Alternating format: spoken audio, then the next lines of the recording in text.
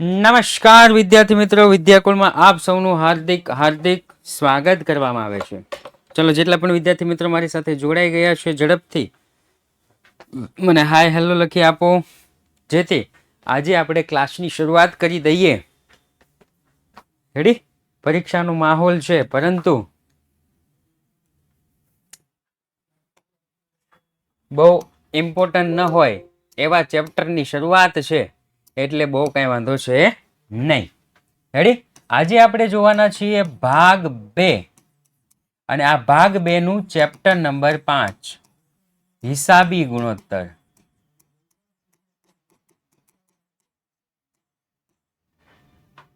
Right? હિસાબી ગુણોત્તર અને વિશ્લેષણ, એવું કંઈક હશે નામ, પણ આટલું નામ યાદ રાખવું એટલું ઇનફ છે. હિસાબી ગુણોત્તર. રાઈટ? ઓકે, ચાલો. ગઈકાલે આપણે જોયું હતું ભાગ 2 નું ચેપ્ટર નંબર 4, વિશ્લેષણ વાળું. કયું જોયું હતું સાહેબ? વિશ્લેષણ વાળું જોયું હતું. રાઈટ? આ વિશ્લેષણ વાળામાં 2 પ્રકારના આપણે દાખલા જોયા હતા: તુલનાત્મક અને સમાન માપનું. ફક્ત એક જ હતું, નફા નુકસાન પત્રક. ફક્ત એક જ હતું, નફા નુકસાન પત્રક. રાઈટ? Yes sir. ઓકે, ચાલો. હવે આજે આપણે જોવાનું છે ચેપ્ટર નંબર 5. ચેપ્ટર નંબર 5 ના ઉદાહરણ અને સ્વાધ્યાયના અમુક દાખલા. એમાં મોસ્ટ ઓફ સ્વાધ્યાયના હશે. સર, તમે જે કીધું હતું એ આવ્યું હતું પેપરમાં. યસ. રાઈટ? આજે શું શીખવાના છીએ? તો કે આજે સૌપ્રથમ પહેલો જ ગુણોત્તર, કામગીરી ગુણોત્તર. કાચા નફાનો ગુણોત્તર ને એ તો કરવાનું જ. કાચા નફાનો ગુણોત્તર, કાચા નફાનો ગુણોત્તર, ચોખ્ખા નફાનો ગુણોત્તર એ તો કરવાનું જ. પણ આ થોડું બાળકોને થોડું અટપટું લાગે છે. બ્લેક સ્ક્રીન આવે છે, વોઇસ નથી આવતો. ભાઈ, બધાને એવું થાય છે કે બીજા બધાને વ્યવસ્થિત આવે છે?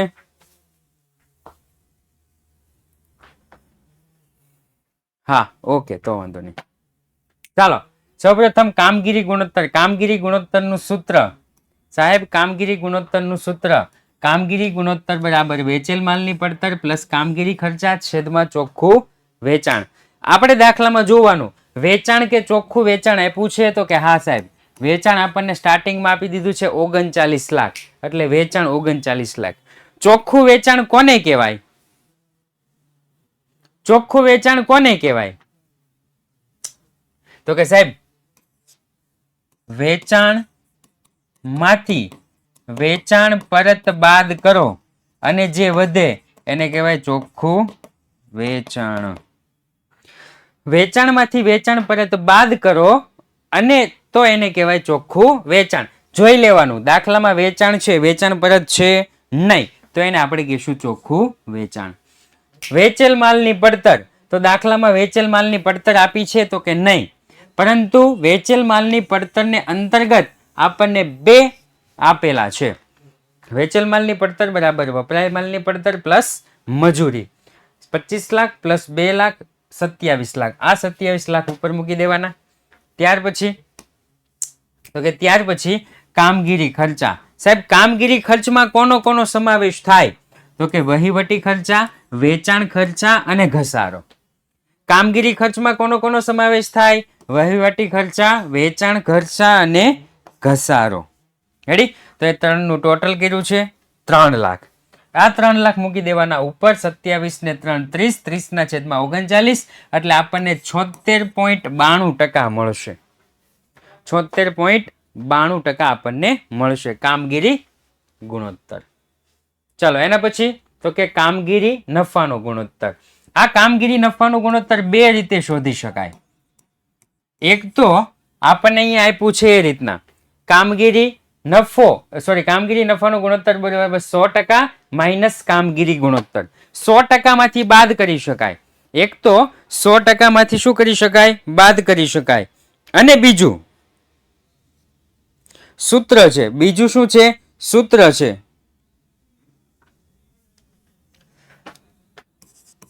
કામગીરી નફાનો ગુણોત્તર બરાબર કામગીરી નફો છેદમાં ચોખ્ખું વેચાણ ગુણ્યા 100. કામગીરી નફો છેદમાં ચોખ્ખું વેચાણ ગુણ્યા 100. હવે સૌપ્રથમ દાખલામાં જોઈ લેવાનું સાહેબ, કામગીરી નફો આપણને આપવામાં આવ્યો છે. તો કે સાહેબ કામગીરી નફો દાખલામાં જોઈ લ્યો, આગળ જોઈ લ્યો. કામગીરી નફો કઈ ગોઈતો છે? તો કે નહીં સાહેબ, કામગીરી નફો નથી. કામગીરી નફો શોધવો પડશે. ચોખ્ખું વેચાણ આપણને આપ્યું છે? તો કે હા સાહેબ, ચોખ્ખું વેચાણ આપણને આપ્યું છે 39 લાખ. તો અહીંયા લખી નાખીશ 39 લાખ. રેડી? ચલો, કામગીરી નફો. કામગીરી નફાનું સૂત્ર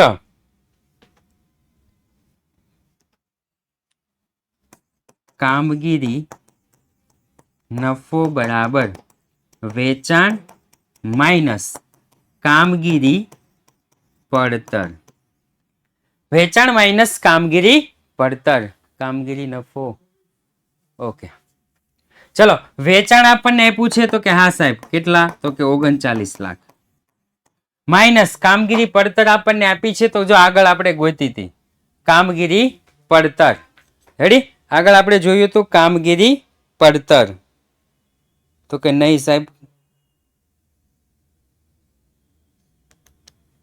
કામગીરી પડતર તો ગોતી જ નથી. તો કામગીરી પડતર આપણે ગોતવી પડશે. અહીંયા લખીશ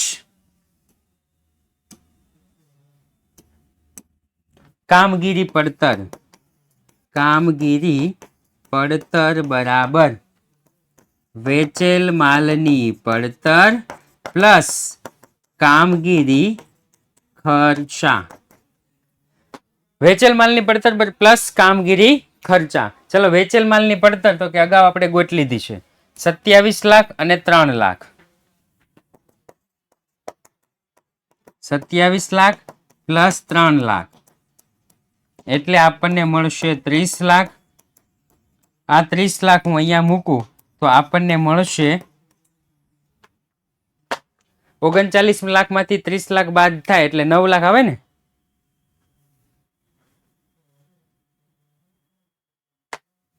કેમ નહીં લખતા કોઈ? 9 લાખ. રેડી? આ ઉપર 9 લાખ મૂકવું એટલે હવે કરો ટોટલ.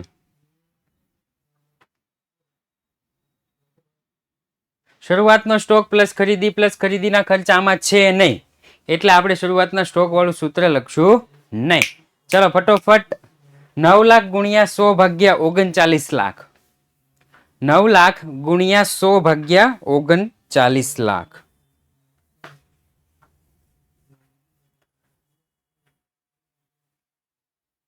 કેલ્સી સાથે લઈને બેસજો.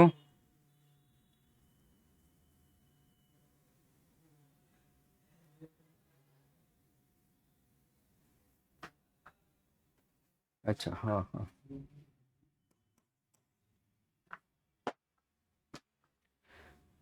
કે મારે જ કરવા પડશે?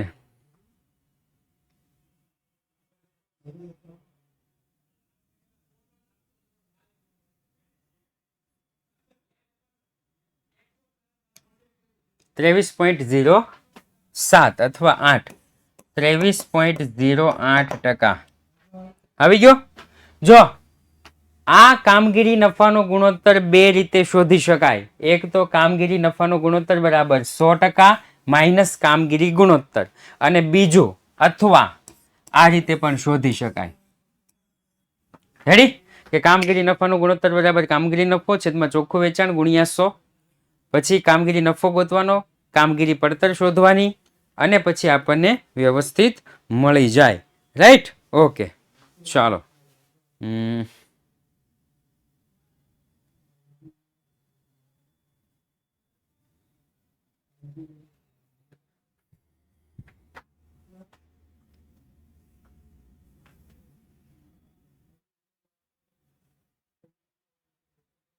ઓકે, ચાલો આગળ.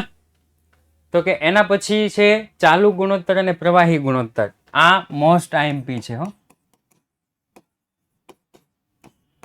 ચાલુ ગુણોત્તર અને પ્રવાહી ગુણોત્તર.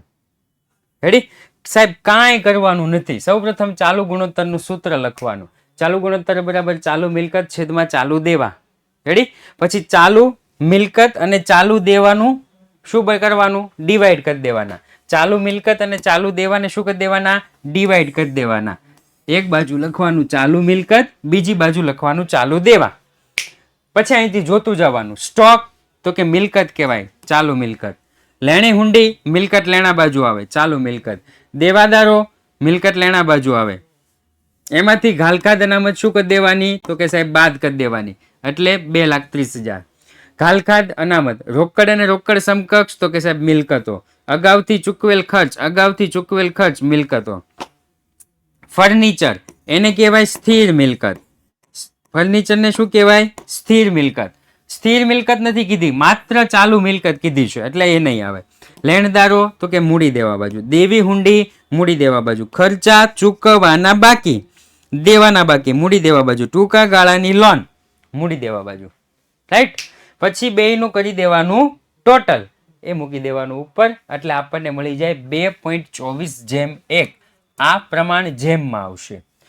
જેની પાછળ જે દાખલાની પાછળ ગુણ્યા 100 હોય, જે દાખલાની પાછળ ગુણ્યા 100 હોય એ ટકાવારીમાં આવશે. જેની પાછળ ગુણ્યા 100 નથી એ જેમમાં આવશે. રાઈટ? અને પરીક્ષામાં પૂછાતો હોય એવો મોસ્ટ આઈએમપી, એમસીક્યુ અથવા એસક્યુ, ચાલુ ગુણોત્તરનું કયું પ્રમાણ હિતાવહ છે અથવા ચાલુ ગુણોત્તરનું કયું પ્રમાણ ઈચ્છનીય છે? તો કે અહીંયા આવશે 2:1. પરીક્ષામાં પૂછાતો એવો મોસ્ટ આઈએમપી. ત્યાર પછી પ્રવાહી ગુણોત્તર તો કે પ્રવાહી મિલકત છેદમાં ચાલુ દેવા. ચાલુ દેવા તો છે જ. પ્રવાહી મિલકતમાં શું કરવાનું? તો કે પ્રવાહી મિલકત બરાબર ચાલુ મિલકત માઇનસ સ્ટોક માઇનસ અગાઉથી ચૂકવેલ ખર્ચ.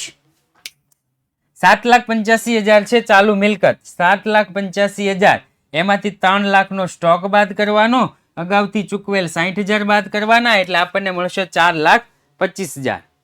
રેડી? ચલો બાદ કરો એટલે આપણને 4,25,000 મળ્યા. 4,25,000 ભાગ્યા 3,50,000 એટલે 1:21. આના આઈએમપી માટે અહીંયા 1:1 નું પ્રમાણ ઈચ્છનીય છે અથવા હિતાવહ છે. 1:1 નું પ્રમાણ ઈચ્છનીય છે અથવા તો હિતાવહ છે. રાઈટ? ઓકે. ચલો એના પછી તો કે સમય કંપની લિમિટેડ નીચે આપેલા દેવા ઇક્વિટી ગુણોત્તર. શું કીધું? દેવા ઇક્વિટી ગુણોત્તર.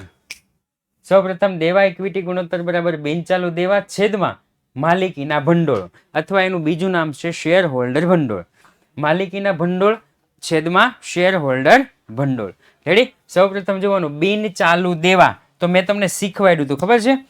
ટોપર બેચ હતી એમાં મેં તમને શીખવાડ્યું હતું કે આપણે સૌપ્રથમ પાકું સરવૈયું દોડ નાખવાનું. ઇક્વિટી અને જવાબદારી, મિલકત લેણા આવે ઊભું પણ આપણે કરી દેવાનું આડું.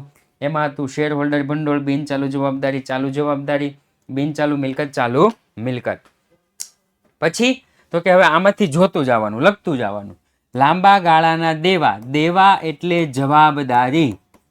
દેવા એટલે શું થાય? જવાબદારી. તો લાંબા ગાળાની જવાબદારી કેટલી છે?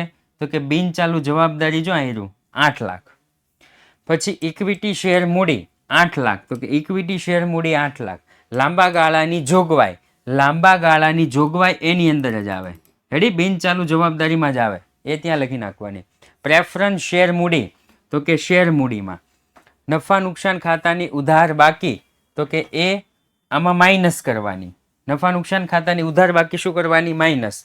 લેણદારો, લેણદારો એટલે લેણદારો આવે કઈ બાજુ? મૂડી દેવા બાજુ. હા, તો કે ચાલુ જવાબદારી લેણદારો. દેવી હુંડી તો કે ચાલુ જવાબદારી. ખર્ચા ચૂકવવાના બાકી તો કે ચાલુ જવાબદારી. આની અંદર ચેપ્ટર નંબર 3 નું રિવિઝન પણ થાય છે. જે આપણે ચેપ્ટર નંબર 3 હતું સાહેબ, કયું હતું ચેપ્ટર નંબર 3? ચેપ્ટર નંબર 3 કયું હતું? પાઘડી.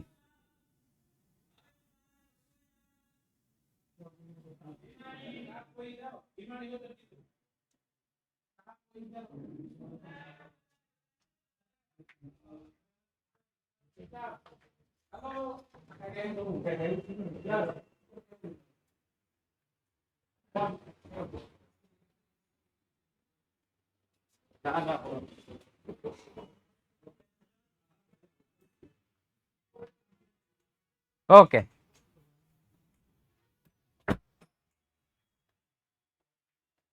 છે ને ભાઈ? હા, કંપનીના વાર્ષિક હિસાબ, એ કંપનીના વાર્ષિક હિસાબ. રેડી સાહેબ? લેણદારો કઈ બાજુ આવે? લેણદારો કઈ બાજુ આવે? તો કે ચાલુ જવાબદારી. દેવી હુંડી કઈ બાજુ આવે? તો કે ચાલુ જવાબદારી. ખર્ચા ચૂકવવાના બાકી એટલે દેવાના બાકી, ચાલુ જવાબદારી. નફા નુકસાન ખાતાની ઉધાર બાકી તો કે માઇનસ થશે. પ્રેફરન્સ શેર મૂડી તો કે શેર મૂડી. જોગવાઈઓ તો કે થઈ ગયું. બસ હવે સિમ્પલ છે. બિન ચાલુ દેવા એટલે કે લાંબા ગાળાના દેવા, તો આપણને આ બે મળી ગયા. લાંબા ગાળાના દેવા, લાંબા ગાળાની જોગવાઈ. એટલે લાંબા ગાળાના દેવા, લાંબા ગાળાની જોગવાઈનું કર્યું ટોટલ. એ ટોટલ લખી નાખ્યું ઉપર. માલિકીના ભંડોળો. હવે માલિકીના ભંડોળમાં છે શું સાહેબ? તો ઇક્વિટી શેર મૂડી, પ્રેફરન્સ શેર મૂડી માઇનસ ઇક્વિટી શેર મૂડી, પ્રેફરન્સ શેર મૂડી માઇનસ નફા નુકસાન ખાતાની ઉધાર બાકી. બોર્ડના આઈએમપી આપો. તો અત્યારે હું શું કરું છું? અત્યારે આ જે બેચ છે એમાં હું શું કરું છું સાહેબ? ભણાવું છું સ્વાધ્યાયના બધા દાખલા. સ્વાધ્યાયના બધા દાખલા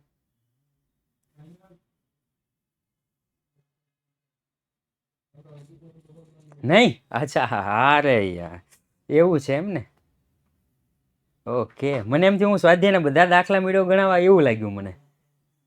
ઓકે, ચાલો સાહેબ, તમને જવાબ મળી ગયો હશે.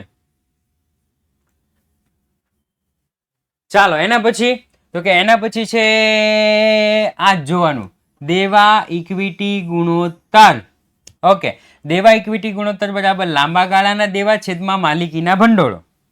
લાંબા ગાળાના દેવા છેદમાં માલિકીના ભંડોળો. મેં તમને કીધું તો એ પ્રમાણે સૌપ્રથમ ઇક્વિટીને જવાબદારી અને મિલકતો. અહીંયા શેર હોલ્ડર ભંડોળ, બિનચાલુ જવાબદારી, ચાલુ જવાબદારી, બિનચાલુ મિલકત, ચાલુ મિલકત. સાહેબ પછી તો કે અહીંથી અહીંયા ઉપાડીને મૂકતા જાઓ, બીજું કાંઈ નહીં. લેણદારો, તો કે લેણદારો લખી નાખવાના, ચાલુ જવાબદારી. બિનચાલુ મિલકતો, તો બિનચાલુ મિલકતો બિનચાલુ મિલકતોમાં લખી નાખવાની. દેવી હુંડી, તો કે ચાલુ જવાબદારીમાં લખી નાખવાની.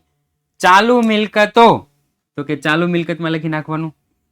ખર્ચા ચૂકવવાના બાકી, ચૂકવવાના બાકી એટલે દેવાના બાકી, ચાલુ જવાબદારીમાં લખી નાખવાનું. કુલ દેવા, કુલ દેવા એટલે શું થાય? તો કે બિનચાલુ દેવા અને ચાલુ દેવાનું ટોટલ, એને કહેવાય કુલ દેવા. અહીંયા જેટલી પણ રકમ હતી એ બધી જ આપણે અહીંયા પાકા સરવૈયામાં સમાવી લીધી. હવે તો કે હવે ગણવું સાહેબ એકદમ આસાન થઈ જાય. સૂત્ર આવડી જાય, સૂત્ર આવડી જાય અને આ રકમ મુકતા આવડી ગઈ એટલે દાખલો 3 થી 4 મિનિટનો જ છે. 3 થી 4 મિનિટનો. દેવા ઇક્વિટી ગુણોત્તર બરાબર લાંબા ગાળાના દેવા છેદમાં માલિકીના ભંડોળો. હવે સાહેબ તો કે આ આપણને નથી આપ્યું, પરંતુ મિલકતોનું જેટલું ટોટલ થાય એટલું જ ઇક્વિટીનું ટોટલ થાય.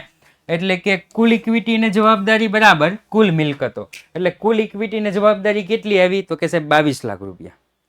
હવે આ 22 લાખ રૂપિયામાંથી તમે કુલ દેવા બાદ કરો તો તમને આ મળશે. લાંબા ગાળાના દેવા બરાબર કુલ દેવા માઇનસ ચાલુ દેવા. ચાલુ દેવામાં કોણ? લેણદારો, દેવી હુંડી અને ચૂકવવાના બાકી ખર્ચા. રાઈટ? ઓકે, 10 લાખ, 160, 140, 1 બાદ કરો એટલે આપણને મળશે 6 લાખ. જે 6 લાખ આપણે અહીંયા મૂકી દીધા.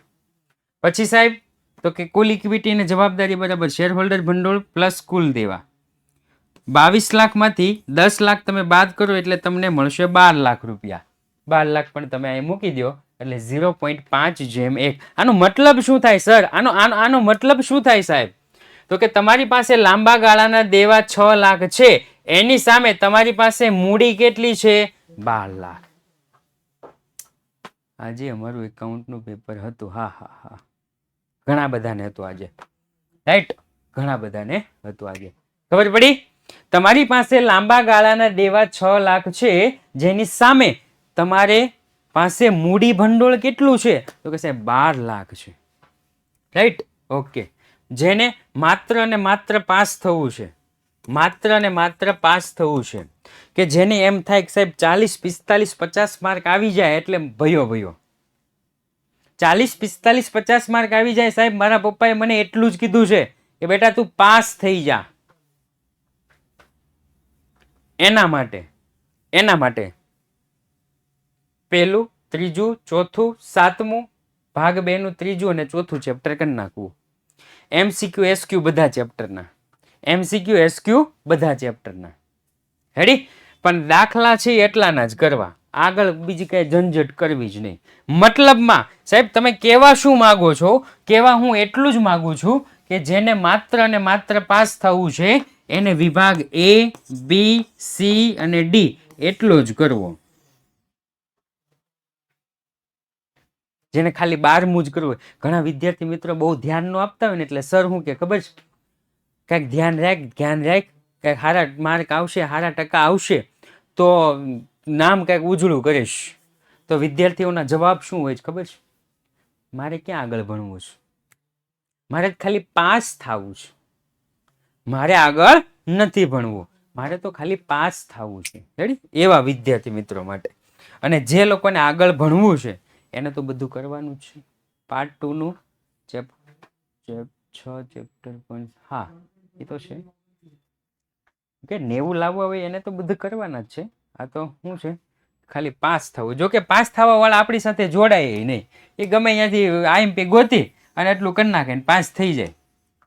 પાસ થવા વાળા પૈસા દઈને ભણે નહીં. ભણવા વાળા હોય ને એ જે સિરિયસ લોકો હોય ને, જે સિરિયસ એ લોકો જ તેને આવી રીતના ઓનલાઈન ભણતા હોય. કારણ કે ઓનલાઈન ભણે નહીં, માણસો ટકા લાવે છે. જોયા છે આપણે કે માત્ર અને માત્ર શાળાનું જે શીખવાડતા હોય એ અને ઓનલાઈન ખાલી 2 જ જગ્યાએ જતા હોય, ત્રીજું કાંઈ ન હોય એની પાસે. એવા વિદ્યાર્થી પણ ટોપ કરે છે. એનું કારણ શું છે? તો કે એનું કારણ એ છે કે તમને વિદ્યાકુળમાં છે ને વોટ્સઅપ સપોર્ટ મળે છે. અને આ વોટ્સઅપ સપોર્ટના કારણે તમે ગુજરાતના કોઈ પણ ખૂણાનું, કોઈ પણ સંસ્થાનું, કોઈ પણ સ્કૂલનું પેપર તમને આસાનીથી મળી જાય છે. રાઈટ? આ એક બેનિફિટ છે. Yes, okay. તો અત્યારે જેટલા પણ ગ્રુપમાં એકાઉન્ટના જે પણ પેપર આવ્યા છે ને એ હિનાબેન ગણવાનું ચાલુ કરી દો. આજ રાતથી બેસી જાઓ, આવતીકાલ સુધીમાં બધા જ પૂરા કરી દો. કારણ કે મેં જોયું ત્યાં સુધી 3 કે 4 પેપર આવી ગયા છે અલગ અલગ સંસ્થાના. રાઈટ? અલગ અલગ શાળાના. એ જ તમારો પેપર સેટ છે. મેન પેપર સેટ એ છે. જોકે વિદ્યાકુલ વાળા પેપર સેટ બહાર પાડે છે, યુથ વાળા, પણ મેન પેપર સેટ શું છે? કારણ કે એ અલગ અલગ જે સંસ્થાના જે પેપરો ભેગા થાય ને, અલગ અલગ શિક્ષકોના જે માઇન્ડ ભેગા થાય ને, કેવા કેવા સવાલ પૂછે ને, ઈ પેપરની અંદર હોય. એટલે મેન બેનિફિટ આ છે આપણી ગ્રુપનો. રાઈટ? ઓકે. ટાઈમ કાઢવો પડશે બેન. બે જ મહિના છે, હવે 1 જ મહિનો છે તમારી પાસે. એમ કેમ ચાલશે? તમારે જો વ્યવસ્થિત પાસ થવું હોય, વ્યવસ્થિત, ઓકે, તો હવે એક જ મહિનો રજા લઈ લ્યો. થોડીક તકલીફ સહન કરવી પડશે 1 મહિનો, પછી કોઈ ટેન્શન નથી. પરમ દિવસે પેપર છે સર એકાઉન્ટનું. ઓકે, હા તો એ પેપર આપ્યા આપણે ગ્રુપમાં આવ્યા જ છે.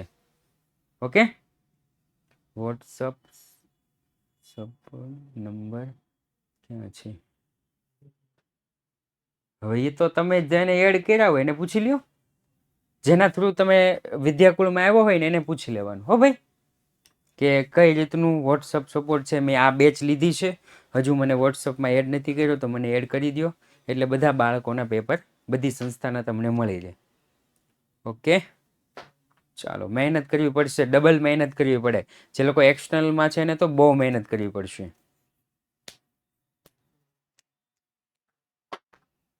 ઓકે, ચાલો, ખૂબ સરસ. એના પછી તો કે કુલ મિલકત દેવાનો ગુણોત્તર. કુલ મિલકતો, કુલ દેવાઓ. લે આ તો સૂત્ર બની ગયું. કુલ મિલકત લાંબા ગાળાના દેવા. કુલ મિલકત છેદમાં લાંબા ગાળાના દેવા. રાઈટ? હા સાહેબ, આ તો સૂત્ર બની ગયું. કુલ મિલકતો તો કે જો અહીંયા આપણને બધું આપી દીધું. બિન ચાલુ જવાબદારી એટલે બિન ચાલુ જવાબદારી, પ્રેફરન્સ શેર અહીંયા, ચાલુ જવાબદારી અહીંયા, ઇક્વિટી શેર અહીંયા, અનામત વધારો, બધું આ બાજુનું જ આપ્યું છે. બધું ઇક્વિટી ને જવાબદારી બાજુનું જ આપ્યું છે. સર બિન ચાલુ મિલકત ને ચાલુ મિલકતનું તો કાંઈ આપ્યું જ નથી. તો કે કુલ ઇક્વિટી ને જવાબદારીનું જેટલું ટોટલ થાય ને એટલું આનું થાય. રેડી? કુલ ઇક્વિટી ને જવાબદારીનું ટોટલ થાય એટલું કુલ મિલકતનું થાય. કુલ ઇક્વિટી ને જવાબદારીનું total preference share, equity share, અનામત વધારો પ્લસ બિનચાલુ જવાબદારી અને ચાલુ જવાબદારી બધાનું ટોટલ કેટલું થયું? 26 લાખ. તો આપણને મળી ગયા 26 લાખ. અને લાંબા ગાળાની જવાબદારી, આ તમે છે ને બીજા નામ યાદ રાખજો હો. ઘણી વખત દાખલામાં છે ને આપણને બીજું નામ પૂછી નાખે. આપણને એવું કે શું કે નફા નુકસાન હવાલા ખાતું તૈયાર કરો.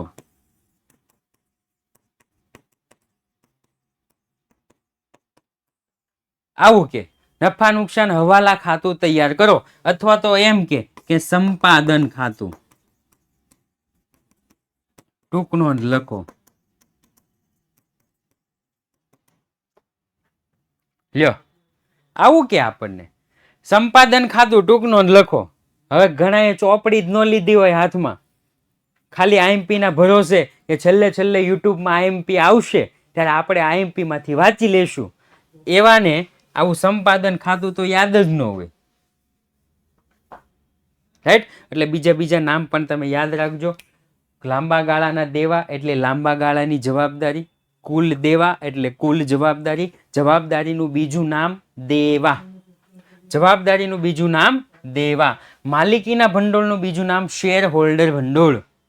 રાઈટ? ઓકે, ચાલો તો સિમ્પલ છે, સૂત્ર મૂકી અને જે જવાબ આવ્યો 6.5 વખત. ચલો એના પછી તો કે દાખલા નંબર 13 માલિકી ગુણોત્તર. માલિકીના ભંડોળ છેદમાં કુલ મિલકતો. માલિકીના ભંડોળ છેદમાં કુલ મિલકતો. તમે આવું બધું ભાળી જાવ ને, બિનચાલુ જવાબદારી, પ્રેફરન્સ એટલે છે ને આવું દોરી જ નાખવાનું. આવું તો હોય જ. રેડી? પાકું સરવૈયું દોરી જ નાખવાનું અને એ રફ કામમાં દોરવાનું. ઓકે, ચાલુ ગુણોત્તર શોધો. ચાલુ મિલકત 1,50,000, શું છે? કાર્યશીલ મૂડી 60,000. તો કાર્યશીલ મૂડીનું સૂત્ર શું થાય? કાર્યશીલ મૂડીનું સૂત્ર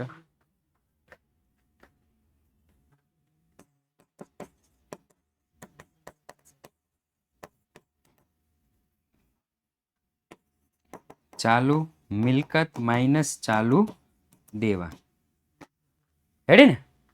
કાર્યશીલ મૂડીનું સૂત્ર શું થાય સાહેબ? ચાલુ મિલકત માઇનસ ચાલુ દેવા. કાર્યશીલ મૂડી આપણને આપી છે 60,000. ચાલુ મિલકત આપી છે હા 1,50,000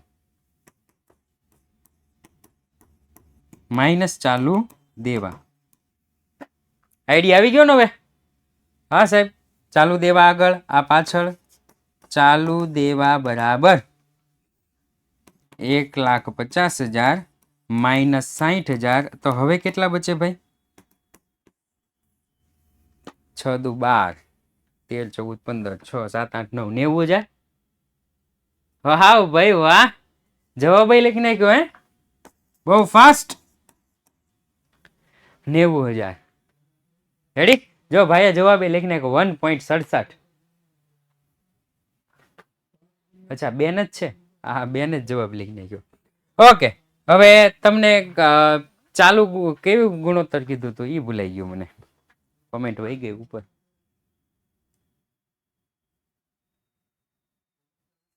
હા, ચાલુ ગુણોત્તર ગોતવાનું છે એટલે ચાલુ મિલકત ના છેદમાં ચાલુ દેવા, ચાલુ મિલકત ના છેદમાં ચાલુ દેવા એટલે 1,50,000 ના છેદમાં 90,000 જે આવે એ. રેડી? ઓકે, ચાલો. પ્રેફરન્સ શેર મૂડી, ઇક્વિટી શેર મૂડી, અનામત અને વધારો, માલિકીના ભંડોળ, માલિકીના ભંડોળનું બીજું નામ શેર હોલ્ડર ભંડોળ, કુલ મિલકતો, બિન ચાલુ મિલકત અને ચાલુ મિલકતનું ટોટલ. બિન ચાલુ મિલકત આપણને અહીંયા મળી જાય છે, ચાલુ મિલકત અહીંયા મળી જાય છે 36 લાખ. તો અહીંયા કુલ મિલકતો 36 લાખ, અહીંયા માલિકીના ભંડોળો 24 લાખ. થઈ ગયું ને? કેટલી વખત? તો કે 0.67 વખત. 0.67 વખત થઈ ગયું. તો કે હા સાહેબ. એના પછીનો દાખલો, દાખલા નંબર 14, વ્યાજ આવરણ ગુણોત્તર. આ પરીક્ષામાં એક વખત કદાચ પૂછાઈ ગયો છે વ્યાજ આવરણ ગુણોત્તર. તો કે વ્યાજ અને કરવેરા, પહેલાનો નફો છેદમાં લાંબા ગાળાના દેવાનું વ્યાજ. લાંબા ગાળાના દેવાનું વ્યાજ એટલે લાંબા ગાળાના દેવા આપણને બે જ મળી રહે. કયા કયા? તો કે 10% ડિબેન્ચર અને 12% લોન. લાંબા ગાળાના દેવા એટલે લાંબા ગાળાની જવાબદારી. તો હવે આપણને ખબર પડી ગઈ કે 10% ડિબેન્ચર, 12% લોન લાંબા ગાળાની જવાબદારીમાં આવે. ઓકે, ચલો. તો લાંબા ગાળાના દેવાનું વ્યાજ, તો કે લાંબા ગાળાના દેવાનું વ્યાજ આપણે શોધી લીધું છે. કેટલું? તો કે 10% છે એટલે 20 લાખના 10% 2 લાખ, 10 લાખના 12% 1,20,000 મળી ગયું. તો કે હા. થઈ ગયું? હા. ચાલો એના પછી, તો કે એના પછી છે વ્યાજ અને કરવેરા, પહેલાનો નફો. પણ આપણને અહીંયા પછીનો નફો આપવામાં આવ્યો છે.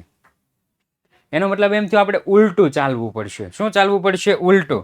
આપણે એક ચેપ્ટર નંબર 1 માં આવે છે, ખબર છે? શરૂની મૂડી પ્લસ નફો માઇનસ ઉપાડ એટલે આપણને મળતી હતી આખરની મૂડી. એટલે આપણને મળતી હતી આખરની મૂડી. ઉલટા ચાલતા હતા. આખરની મૂડીમાંથી શરૂની મૂડી તરફ આપણે જતા હતા તો આપણને પ્લસનું માઇનસ થતું હતું. અહીંયા જે પ્લસ છે એનું થતું હતું માઇનસ, અને માઇનસ છે એનું થતું હતું પ્લસ. તો અહીંયા એ જ કરવાનું છે. અહીંયા સેમ જ કરવાનું છે. શું? તો કે કરવેરા પછીનો નફો, એમાં પ્લસ કરવેરા કરવાના. જો કે કરવેરા બાદ થાય, કરવેરા બાદ થાય, પણ આ પહેલાનો નફો ગોતવાનો છે ને એટલા માટે. ઓકે, પહેલાનો નફો ગોતવાનો છે એટલે કરવેરા પ્લસ લાંબા ગાળાના દેવાનું વ્યાજ માઇનસ થાય. સોરી, હા માઇનસ થાય, પણ શું કરવાનું? પ્લસ કરવાનું. રેડી? એટલે આ પ્લસ એટલે આપણને કેટલા મળી ગયા? 13,20,000 રૂપિયા. રાઈટ?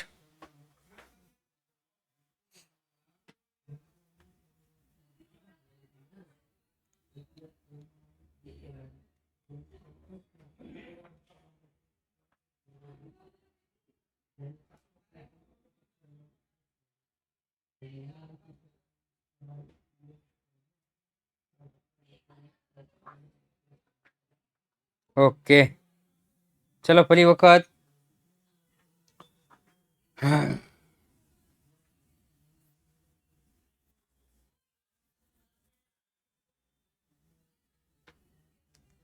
ઓકે,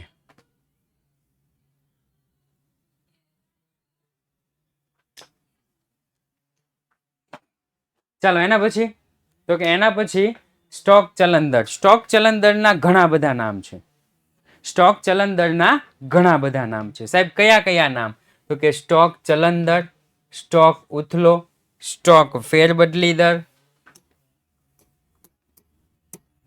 સ્ટોક ચલન દર, સ્ટોક ઉથલો, સ્ટોક ફેરબદલી દર, સ્ટોક ટર્નઓવર દર.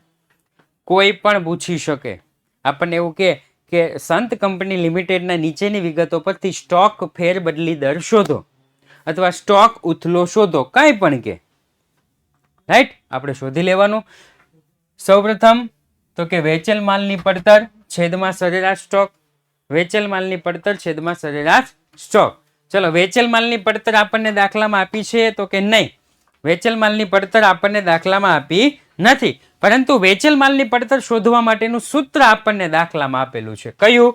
તો કે શરૂઆતનો સ્ટોક પ્લસ ખરીદી પ્લસ ખરીદીના ખર્ચા માઇનસ આખર સ્ટોક. શરૂઆતનો સ્ટોક પ્લસ ખરીદીના ખર્ચા માઇનસ આખર સ્ટોક. એટલે આપણને મળી ગયો 23,50,000.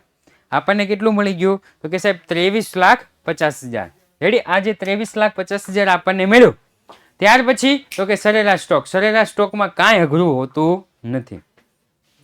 સરેરાશ સ્ટોકમાં કાંઈ અઘરું નહીં. શરૂનો સ્ટોક પ્લસ આખરનો સ્ટોક ભાગ્યા 2 એટલે 1,75,000. 1,75,000 13.43 વખત અથવા વાર. રેડી? વાર અથવા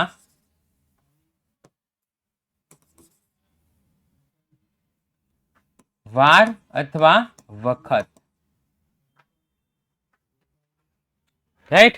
ઓકે, ચાલો એના પછી તો કે એના પછીનો દાખલો આપણે જોઈએ તો પરીક્ષા માટે આઈએમપી દાખલો છે. આ દાખલો કેવો છે? પરીક્ષા માટે આઈએમપી દાખલો છે.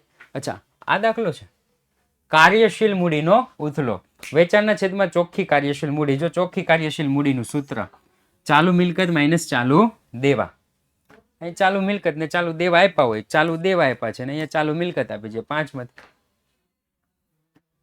અચ્છા સોરી, હા મેં કીધું આમ કેમ થયું? હા, 5 માં 3 જાય તો 2. મેન તો આપણને સૂત્ર આવડતા હોવા જોઈએ. મેન તો આપણને શું હોવું જોઈએ? સૂત્ર આવડતા હોવા જોઈએ. જો આપણને સૂત્ર આવડશે તો આપણને દાખલો આવડશે, નહીતર આવડશે નહીં. રાઈટ? યસ, આ જે દાખલો છે ને, આ દાખલો 18 અને 19 નંબરનો દાખલો છે. એ છે મોસ્ટ આઈએમપી દાખલો. 4 ગુણ માટે મોસ્ટ આઈએમપી દાખલો હોય તો દેવાદાર ઉથલો અને લેણદાર ઉથલો. આ જે દેવાદાર ઉથલો અને લેણદાર ઉથલો આ જે છે એમાં સાહેબ 2 વખત આઈ થિંક, જો અહીંયા લખ્યું છે 2 વખત પરીક્ષામાં પૂછાઈ ગયો છે, એટલે ધ્યાન રાખવાનું છે. દેવાદાર ઉથલો અને લેણદાર ઉથલો. સિમ્પલ છે સાહેબ. સૂત્ર કઈ રીતના યાદ રાખવા? તો કે જો 50% એ લોકોએ જ આપણને કહી દીધું હોય. સૌ પ્રથમ તો કે દેવાદાર ઉથલો અહીંયા લખું છું. રેડી? અહીંયા શું લખું? દેવાદાર ઉથલો. તો આપણે યાદ શું રાખવાનું? દેવાદાર એટલે ગ્રાહક, અને ગ્રાહક પાસેથી આપણે શું કરીએ? ખરીદી. તો કે સોરી, ઉધાર વેચાણ. ગ્રાહકને આપણે શું કરીએ? ઉધાર વેચાણ છેદમાં સરેરાશ વેપારી. દેવાદાર આવે કઈ બાજુ? મિલકત લેણા બાજુ. તો મિલકત લેણા બાજુ સરેરાશ વેપારી લેણા. આવી રીતના યાદ રાખવાનું. રાઈટ? સૂત્ર યાદ રાખવાનું. દેવાદાર ઉથલો એટલે નામમાં જ ગુણ છે. દેવાદાર એટલે ગ્રાહક. ગ્રાહકને આપણે વેચાણ કરીએ, ઉધાર વેચાણ. દેવાદાર આવે કઈ બાજુ? મિલકત લેણા બાજુ. સરેરાશ વેપારી લેણા. સાહેબ લેણદાર ઉથલો. લેણદાર ઉથલો. હવે લેણદાર ઉથલો એટલે સાહેબ લેણદાર એટલે થાય વેપારી. વેપારી પાસેથી આપણે શું કરીએ? તો કે ખરીદી. ઉધાર ખરીદી. ઉધાર ખરીદી. રાઈટ? છેદમાં લેણદાર આવે કઈ બાજુ? તો કે મૂડી દેવા બાજુ. સરેરાશ વેપારી દેવા. સરેરાશ વેપારી દેવા. આવી રીતના યાદ રાખવાના. કોઈ પણ સૂત્ર હોય એને યાદ રાખવા માટે કાંઈ એના નામમાં જ ગુણ આપ્યા હોય, એના નામમાં જ ગુણ આપેલા હોય, અથવા તો એવી કંઈક આપણને હિન્ટ આપેલી હોય કે જેથી સૂત્ર તરત જ યાદ રહી જાય છે. રાઈટ? ઓકે, ચાલો એના પછી તો કે એના પછી છે દેવા ઇક્વિટી ગુણોત્તર. દેવા ઇક્વિટી ગુણોત્તર. રાઈટ? બહુ જોકે આઈએમપી જેવું છે નહીં, પરંતુ આપણે લઈ લીધું છે. દેવા ઇક્વિટી ગુણોત્તર. બિનચાલુ દેવા છેદમાં શેર હોલ્ડર ભંડોળ. પાકું સર્વે યુનિટ બનાવ્યું નહીં? હાલ આપણે બનાવી નાખીએ. એ લોકોએ ન બનાવ્યું તો કાંઈ નહીં, આપણે પાકું સર્વે બનાવી નાખીએ. ચાલો, આ બાજુ ઇક્વિટી અને જવાબદારી, આ બાજુ મિલકતો. ઇક્વિટી અને જવાબદારી અને મિલકતો. ઓકે, ઇક્વિટી અને જવાબદારી બાજુ શેર હોલ્ડર્સ ભંડોળ, ચાલુ જવાબદારી, બિન ચાલુ જવાબદારી, બિન ચાલુ મિલકત, બિન ચાલુ મિલકત અને ચાલુ મિલકત. હવે જે આપણને ઉપર આપ્યું છે આપણે લખતા જઈએ. ચાલુ દેવા. ચાલુ દેવા એટલે ચાલુ જવાબદારી 4,50,000. તો અહીંયા લખી નાખી 4,50,000. લાંબા ગાળાની જવાબદારી તો કે લાંબા ગાળાના દેવા 8 લાખ. લાંબા ગાળાની જોગવાઈ. જોગવાઈ અને જવાબદારી બે લાંબા ગાળાની છે ભાઈ. જોગવાઈ અને જવાબદારી તો અહીંયા લખી નાખી 6 લાખ. 6 લાખ અને 8 લાખ. કુલ મિલકતો તો આ બંનેનું આપણને ટોટલ આપેલું છે. કેટલું છે? તો કે 30 લાખ. પતી ગયું સાહેબ, પતી ગયું સાહેબ, પતી ગયું. દાખલો થઈ ગયો પૂરો. બિન ચાલુ જવાબદારી છેદમાં શેર હોલ્ડર ભંડોળ. ભાઈ બિન ચાલુ જવાબદારી, તો કે બિન ચાલુ જવાબદારી 6 લાખ 8 લાખ, 6 લાખ 8 લાખ 14 લાખ. લખી નાખ્યા, લખી નાખ્યા, લખી નાખ્યા, લખી નાખ્યા. યાદ આવ્યું કઈ?